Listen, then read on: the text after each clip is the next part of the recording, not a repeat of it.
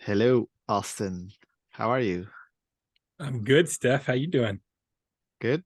Bit cold, same like you, but I guess we're getting closer to the holidays. Oh yeah. Oh yeah. Christmas is around the corner. I guess you guys don't have Thanksgiving, do you? We don't, but we have Uh, some similar stuff going on, and I see. every American holiday eventually ends up here just because of capitalism. Yeah, Thank you for exactly. that. Yeah, you're By the welcome. way, You're welcome. some branding. Yep, voila, Great, super low great. budget. Show the duck. Okay, All right, second Steph. part of this series. I'm Second ready. part. Let's do this. Okay. All right. So a little bit of a recap. Essentially we looked at the backstory of design thinking, the origins of design thinking, the origins of this idea of disruptive innovation, and how that book behind that kind of movement, The Innovator's Dilemma, has all kinds of flawed research. The idea behind that book is that a small, scrappy, innovative startup can completely disrupt an industry and kill the entrenched businesses that live within. Turns out there's actually very little evidence that's ever happened, and when it has, it's happened few and far between. So if that isn't the reality, and really also the case against design thinking starts with a case against innovation as an effective business strategy, since Hmm. design thinking's goal really is innovation. So if Clayton Christensen wasn't able to predict the future using his theory of disruptive innovation, and he hasn't been able to actually prove that it's actually an effective business strategy, what might the reality of innovation be? There's not really much evidence in either way, but I think we have a lot more historical evidence and anecdotal evidence in support of the case that innovation is a poor design strategy or business growth strategy. So why do I say that? What's the reality of innovation? So, the first reality of innovation is that innovation is historically slow, incremental, and has involved unconnected people over long periods. So, here's some examples. Electricity took thousands of years from discovery to implementation as we know it today. The internet was developed over 40 years before taking off, and 35 plus stuff, individual organizations and departments were involved. 20 companies over 15 years released smartphones, including two touchscreen smartphones before the iPhone. In fact, Steph, it actually usually hurts to be first to market. Before the Model T, there was the Benz Velo. Before Google, there was Yahoo, AltaVista, Lycos, and Ask Jeeves. Before the iPod, there was the MP Man F10, the Rio, the PMP 300, the personal jukebox, the Nomad, and the MC P10. Is it any wonder, Steph, why the iPod took off? All right, so Still, there were still, MP. still, those companies like Yahoo. There's a lot of people that made shit ton of money by selling them. So, Yep, exactly. Yep, that is certainly a case to be made for innovation, that you can use it as an exit strategy and then take all your money and leave. Certainly, right? But that's not what design thinkers want to do, right? Would you mhm. agree that design No, thinkers no, don't want to you have to. create some right, right? So, Well, and the yeah, no, yeah, no, go ahead. sure. Okay.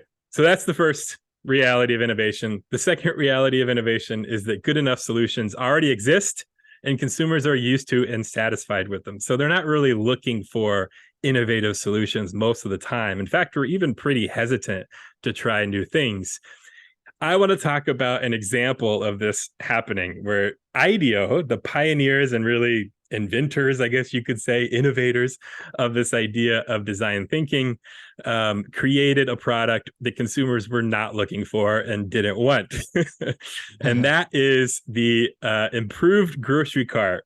So, a little interesting backstory here. In 1997, Dateline, which is a primetime news show here in the United States, decided to do a feature on IDEO. So they came to IDEO and said, we're going to give you a product to improve upon. We're not going to let you know what it is until you start working on it. You're going to have 5 days to make an improvement on this product. And they gave IDEO the grocery cart. And here is what IDEO came up with. Super curious. Oh, look at the exciting crowd. What the hell? There's no sound, by the way, but Oh, besides, shoot. Hold on. Hold on. no worries. All right. We're gonna 1 second. I could see the whole cart in full glory. Yeah. Basically looked like a cart with some plastic divisions and a weird electrical The device. bags are hung on Can you hear it hooks now? on the cart's Yep, frame. yep. Good. Remember, Okay. there is no basket here. Oh, At yeah. first, I was a little shocked, but I think you have some fantastic ideas here.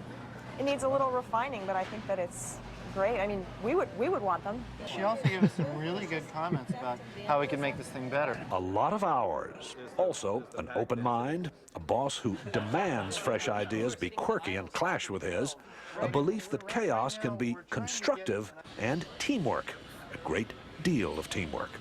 And these are the recipe for how innovation takes place. Oh my God. This Okay. is So almost that's like the... a spoof trailer for innovation. Like the suits, everything. It just, yeah, it's well, the lack of suits. Everybody Yeah. just in their t-shirt and jeans, right?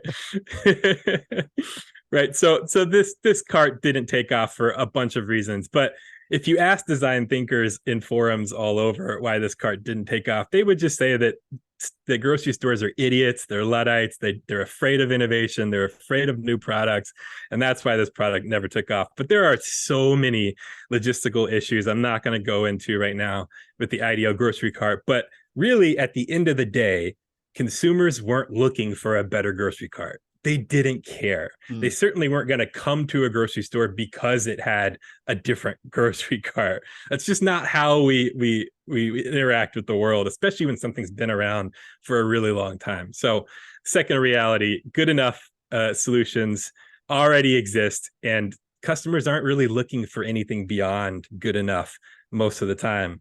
Now, here's an example of a prestigious design firm that created this idea of design thinking and had a failure. But where do most failures go when there are good enough solutions in the market already and consumers weren't looking for this unique solution? As seen on TV. I don't know if you're familiar with this this concept over there in Belgium, but essentially it's a bunch of products that that come up with a solution that customers don't really need or want, except for maybe a handful of niche customers. And when a product fails to get wider acceptance, usually they try coming here next. And I'm going to show you, Steph, an example of a truly innovative product that really should have taken off. Let's take a look. Can't wait. Tired of taking your dog for a walk and picking up after their mess? Are you tired of using grocery bags or products that are heavy and not useful? It can get very messy when your pet goes in the house or on the sidewalk or even your neighbor's lawn. We have the answer for you. Introducing Poo Trap, an amazing new innovation that eliminates the need of picking up after your dog. An amazing Poo Trap new is a innovation. unique new product that fits any size dog without any hassles, and your pets will love it too.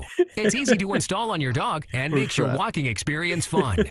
Walking your sounds dog like a just got music easier with genre, a Poo Poo Trap. Trap. Yeah, right. What? I mean, really, it's truly innovative. It really, truly is. It really would changes change our everything. lives. It would change many our lives. minutes one to just do whatever you want. It's amazing. Unfortunately, customers are okay touching gross poop through a plastic baggie, reversing it onto their hand or whatever, and throwing it in the trash can. Unfortunately, customers aren't looking for a solution beyond that. But great idea, don't you think, Steph? I think this was like almost they created basically a new category, entirely new category. Exactly. It's I think so impressive too. stuff. And people are suckers for buying pet products. I'm telling you, if you want to enter a category where you can just prey upon people's just like naivete and obsession with their pets, go into the pet industry. I There's a think lot of money to what be they had were there. lacking was like the fashion part of it, where like Yeah. if the bags could have had like these cute little patterns, I think it would have been Right. like I think you're a right. huge success. I think you're right. So in summary, innovation, there's very little evidence that it works, and history and human nature tells us that it likely doesn't. We're afraid of new things, and innovation has looked very different than what Clayton Christensen proposes it could look like. Innovation is not fast and cheap, and it can't be achieved in a 5-day design sprint by a single company. It's just not possible in most cases. Case in point, Steph, governments have been historically far more innovative than businesses. There is no Uber without GPS, no iPhone without touchscreens, no Tesla without advanced battery tech, no Google without web indexing, no Mac without supercomputers, no Nintendo Wii without accelerometers, and none of these things without the internet. All of those technologies were developed and innovated within the government. Now, Steph, when you think of governments, do you equate them with failing fast and cheap? No. I didn't they're think so. they're definitely failing a lot, but not fast and cheap. Right, exactly.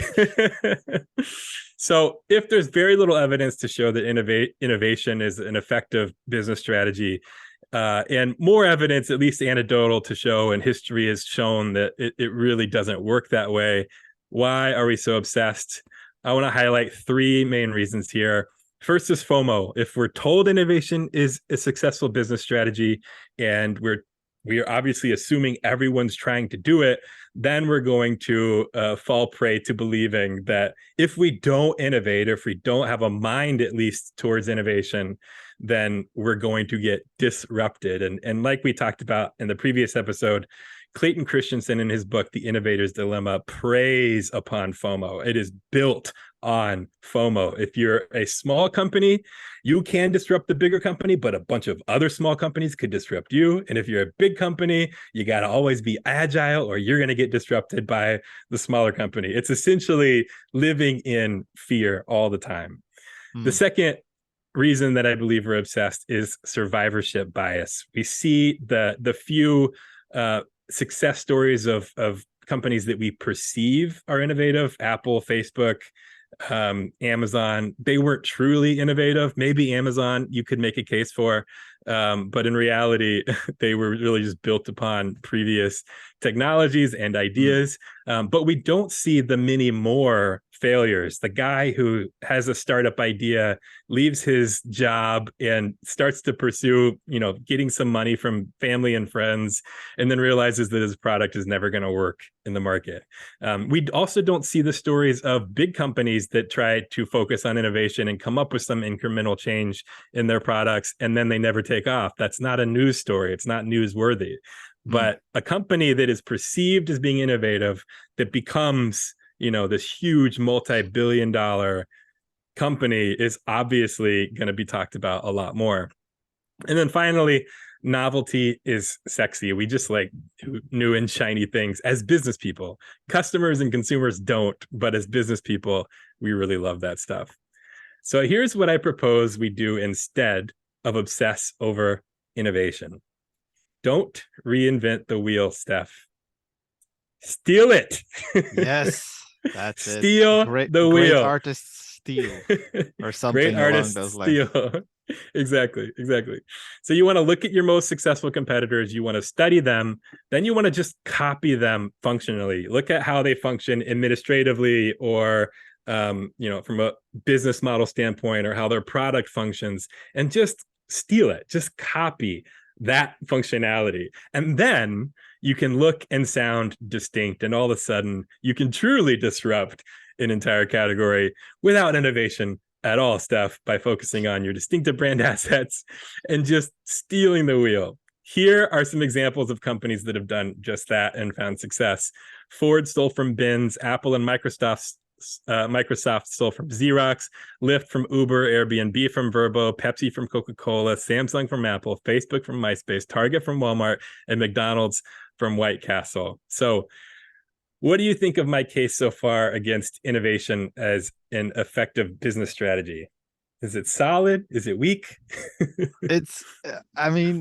I totally see some of the points, and I think it's a super interesting and fair perspective. I think there are some leaps you're making where I'm not entirely following. For example, I think you're not making a case against like innovation in general. You're making a case against innovation in these like short sprints, and I totally get where some of the things go wrong, and it's not meant to be that way. But I think like innovation where it's like categories evolving based on signals from the market, customer needs. I think, I mean, obviously this drives so much business and like improvement for customers that I would say like it's a hard case against innovation in general. I think it's more like I like the fact that you're saying that innovation is this slower game, incremental. It builds on other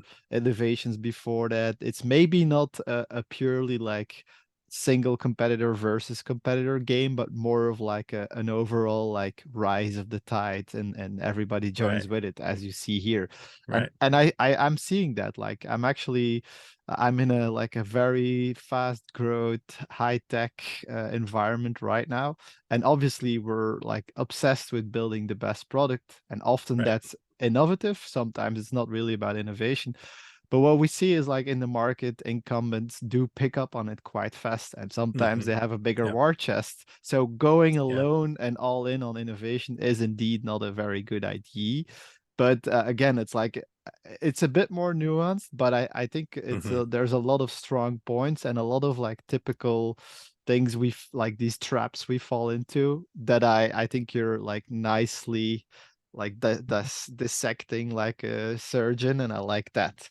It does feel uncomfortable watching sometimes because it's like, oh, that can't be, no innovation, why it's so important.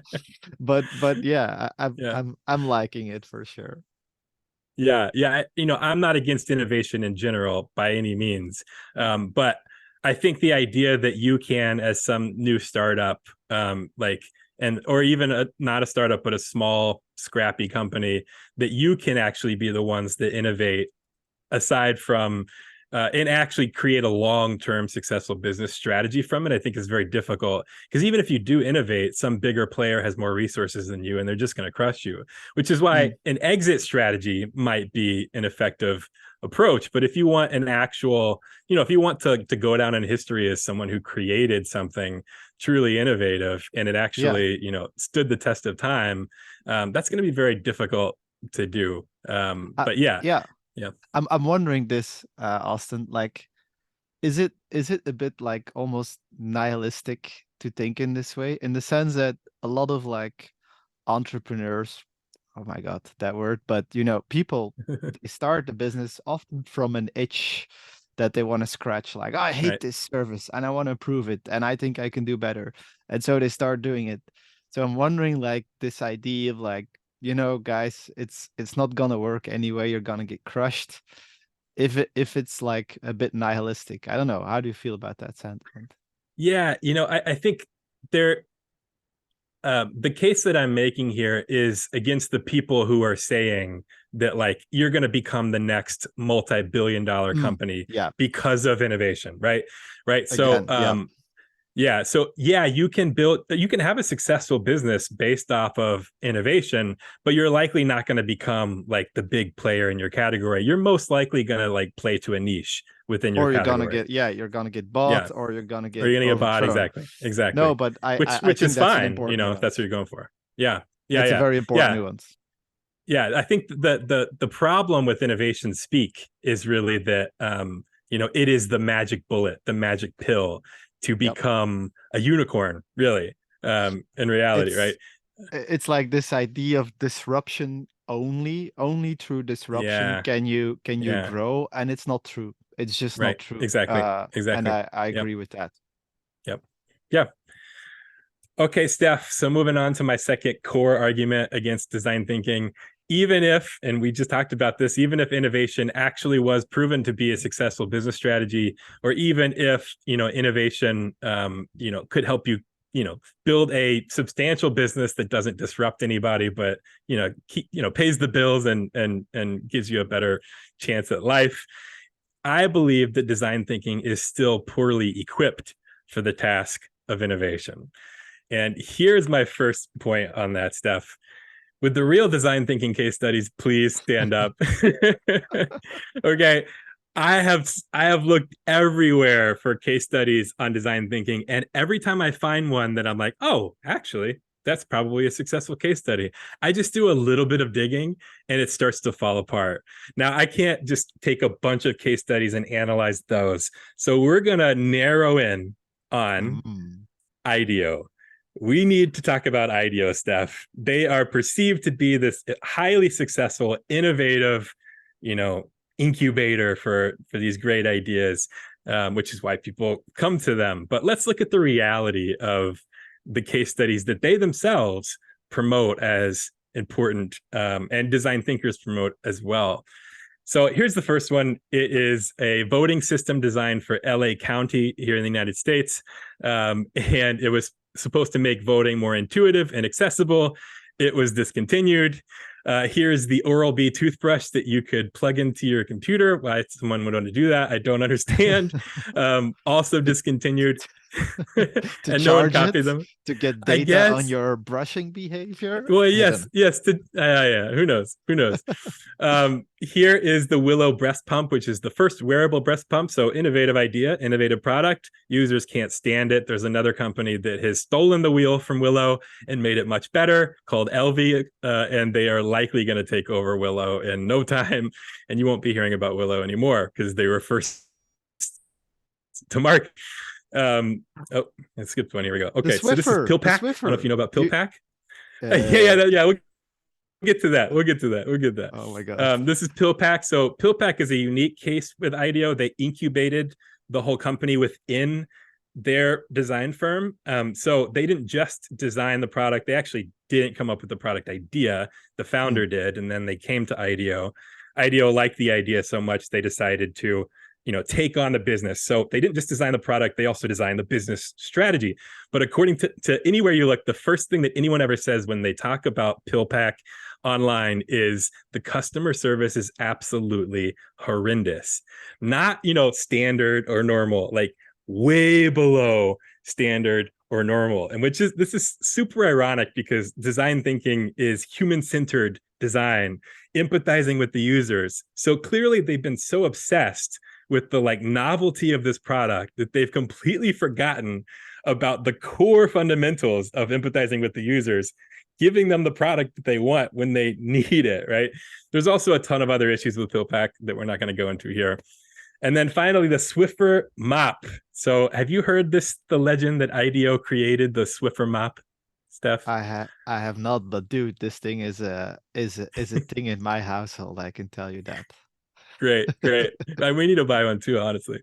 So here's a few problems. So everybody, when they talk about IDEO, they all say, it's on the Wikipedia page, one of the first things up there, that they worked on the Swiffer mop. Everybody just says worked on the Swiffer mop. Well, IDEO is not on the patent whatsoever. In fact, another design firm is. So it's pretty likely that IDEO's ideas weren't ever used by Swiffer. But more importantly than all of that, P&G, the creators of Swiffer, stole the idea for this mop from a Korean company that was finding success with it before. So the idea for the mop wasn't even innovative. They stole the wheel, Steph. They stole the wheel. But let's look at a true success story of IDEO, and that is the Apple mouse. So the Apple mouse the first Apple mouse is essentially, the same as the mouse that we've used for a long time until optical mouses kind of took over. The story here is really interesting. Steve Jobs heard about an innovation lab at Xerox. They decided to approach Xerox to pay them 100,000 of their shares before they went public for a discounted price of only $1 million if they could poke around in the innovation lab. So Xerox said, sure, come on in. We'll show you under our kimono. Let's see what happens. So Steve Jobs came in. He saw the first personal computer with a graphical user interface, which essentially is just the interface that we know of today, and the first computer mouse. And he obsesses over this, scraps all the plans for the next Apple computer, and starts moving in this direction. Funny enough, shortly after he visited Xerox, Microsoft visited Xerox and also stole it, which is really interesting to me. So then baby IDEO baby Steve Jobs goes to baby IDEO. They're all 20 years old. IDEO, this project kind of falls into IDEO's lap. They were literally 5 blocks from Apple's headquarters, and one of their someone on their team was friends with one of the designers for Apple.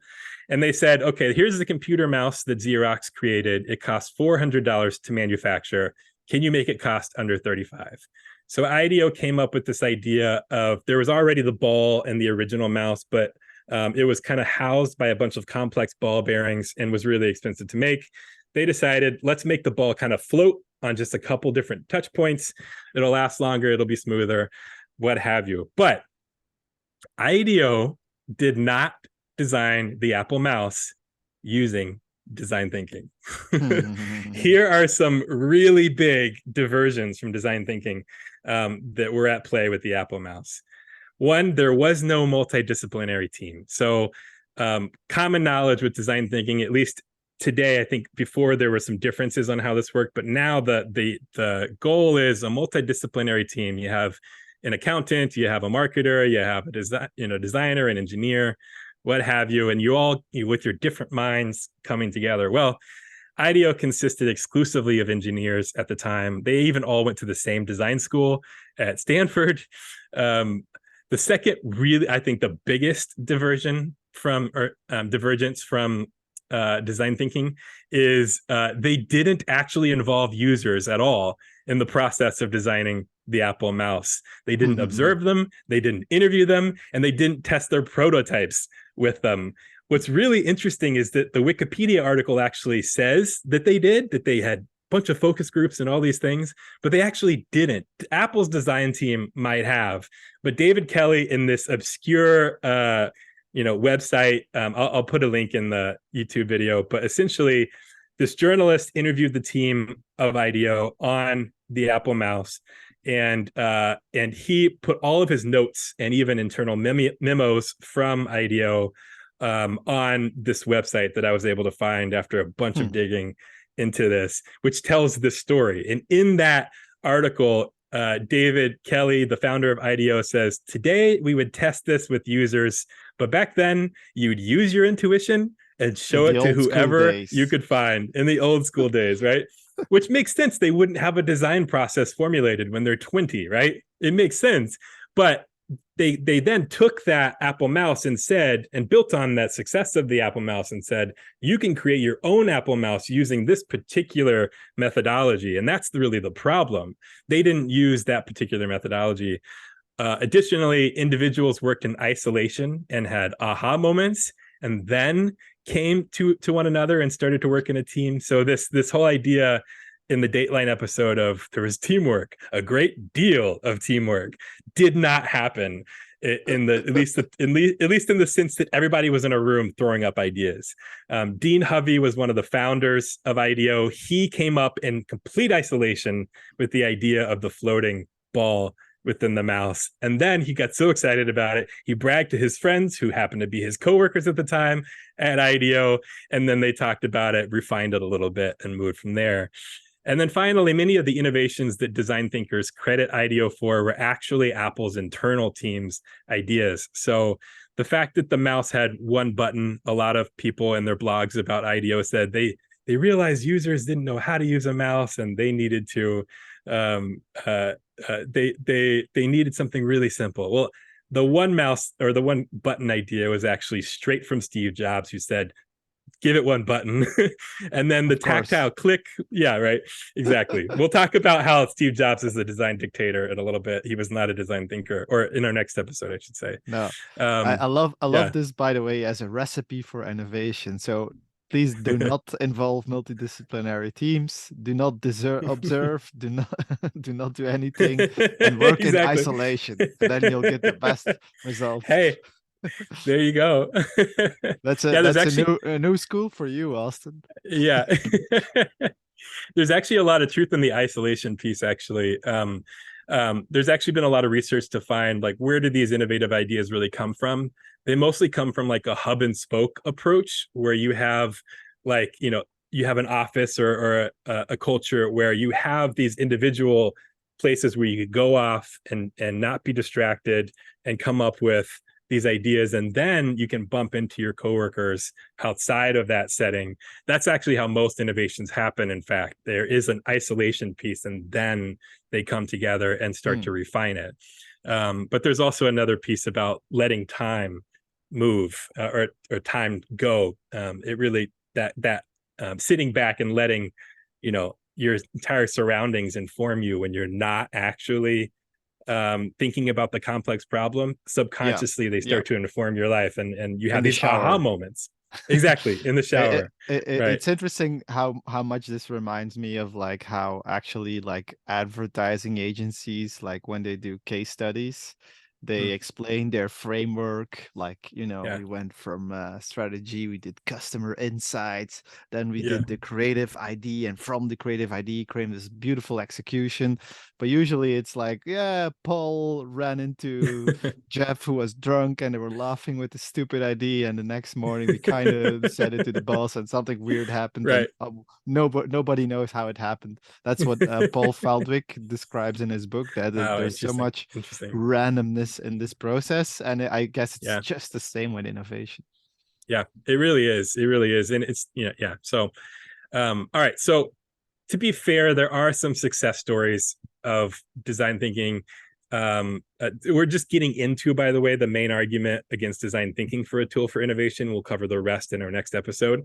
But essentially, there are some successful case studies of design thinking. There's the CAT scan for children that GE Healthcare came up with. There is Bank of America came up with the idea of rounding up any purchases to the nearest whole amount, and then taking that change and putting it into an investment account, helping people to invest without thinking about it. There are, and these are examples of like an actual design thinking workshop that led to, or the actual methodology that led to these successes. But if we just look at those successes, then we're going to fall prey, just like we do with innovation, to survivorship bias. We're going to just look at those successes, and we're not going to see all of the people who have practiced design thinking and have not come up with products that actually ended up giving them success, or even solutions in other different contexts. At the end of the day, there really is only anecdotal evidence for design thinking's effectiveness, and really only anecdotal evidence against design thinking's effectiveness.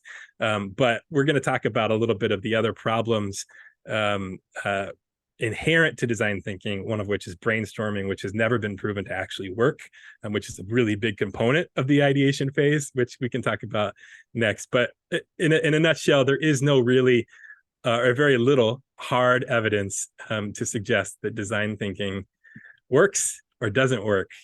But you cannot imagine how many brainstorms I sold in my life, so this better be good. That'll be next episode. You got to hang on to that.